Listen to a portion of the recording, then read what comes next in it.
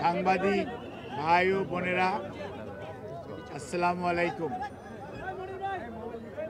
আপনারা জানেন বাংলাদেশ জাতীয়তাবাদী দলের চেয়ারপারসন, তিনবারের সাবেক প্রধানমন্ত্রী দেশনেত্রী বেগম খালেদা জিয়া এবার কেয়ার হসপিটালে গত 23শে নভেম্বর থেকে চিকিৎসাধীন আছেন এবং ওনার medical board professor doctor Shahabuddin Talukdar, professor doctor FM Siddiqui, professor doctor Nuruddin Ahmed, professor doctor AQM Mohsin, professor doctor Shamsul Arifin, professor doctor Ziaul Haque, professor doctor Masum Kamal, professor doctor AZM Saleh, professor doctor brigadier অবসরপ্রাপ্ত সাইফুল ইসলাম এবং ডক্টর জাফর ইকবাল, সেই সাথে বাংলাদেশের বাইরে থেকে প্রফেসর ডক্টর হাবিবুর রহমান,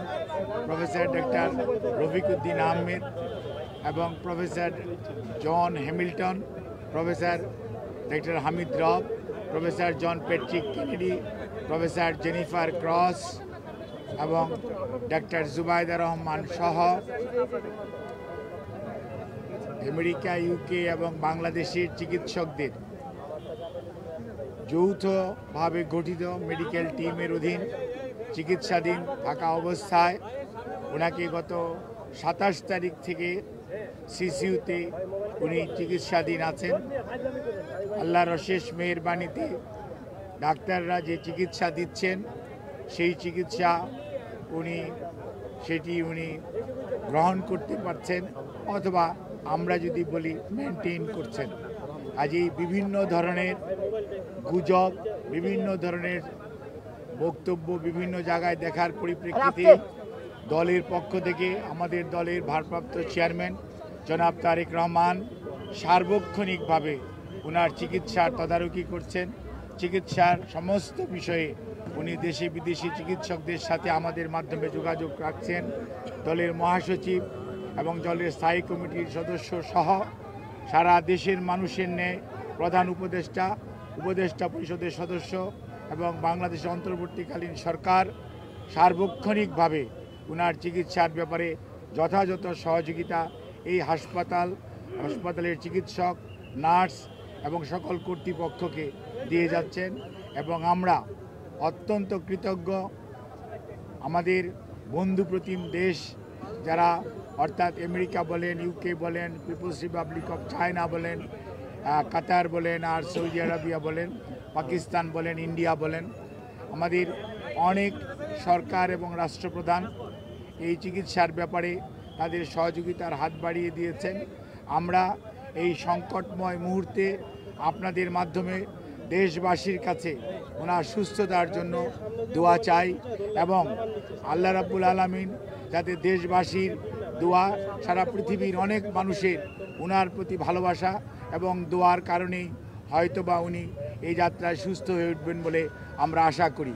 সেই জন্যই আমরা আপনাদের মাধ্যমে সবাইকে সর্বোচ্চ সংযম প্রদর্শন এবং সেই সাথে কোনো ধরনের গুজব ছড়ানো এবং গুজবে কান না দেওয়ার জন্য বিনীতভাবে পরিবারের পক্ষ থেকে, দলের পক্ষ থেকে আপনাদেরকে আমরা অনুরোধ করছি। আমাদের দিবে সেটিও আমাদের দলের পক্ষ থেকে জানিয়ে দেওয়া হয়েছে। কাজেই সম্মানিত সাংবাদিক ভাই ও বোনেরা, আপনারা ধৈর্য ধরুন। দীর্ঘ 6 বৎসর যাবৎ আপনারা আমাদেরকে সহযোগিতা করেছেন।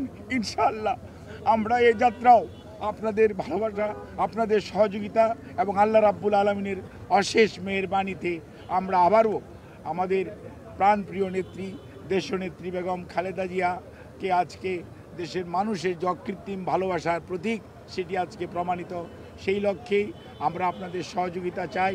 আমাদের ভারপ্রাপ্ত চেয়ারম্যান জনাব তারেক রহমান আপনাদের সবাইকে অনুরোধ করেছেন যে ধৈর্য ধারণ করার জন্য এবং উনি সার্বক্ষণিকভাবে বিরামহীনভাবে দেশি বিদেশি চিকিৎসকদের সমন্বয়ে গঠিত মেডিকেল টিমের সাথে সার্বক্ষণিক যোগাযোগ রাখছেন।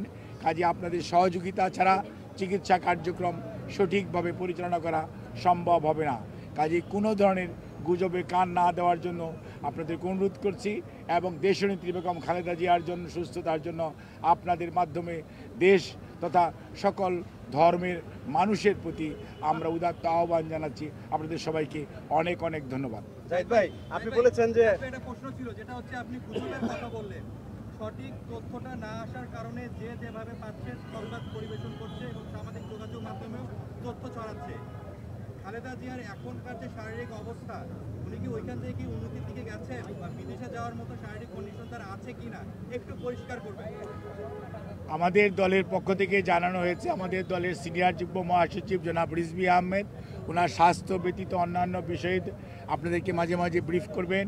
আর আমি ডাক্তার এজএনএম জাহিদ হোসেন, দলের একজন কর্মী, আমি আপনাদেরকে ওনার স্বাস্থ্য নিয়ে ব্রিফ করব।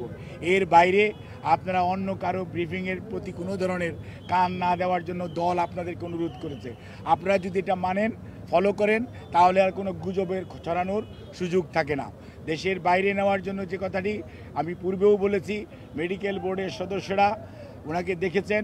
আজকেও ইউকে থেকে ওনাকে দেখার জন্য বিশেষজ্ঞ আসবেন এবং ওনারা দেখবেন।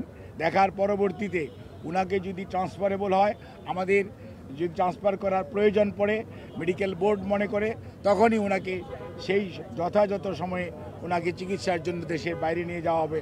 আমাদের সকল প্রস্তুতি আছে, কিন্তু সর্বোচ্চটা মনে রাখতে হবে যে রোগীর বর্তমান অবস্থা এবং সর্বোপরি মেডিকেল বোর্ডের পরামর্শের বাইরে কোনো কিছু করার সুযোগ এই মুহূর্তে আমাদের নেই। ধন্যবাদ।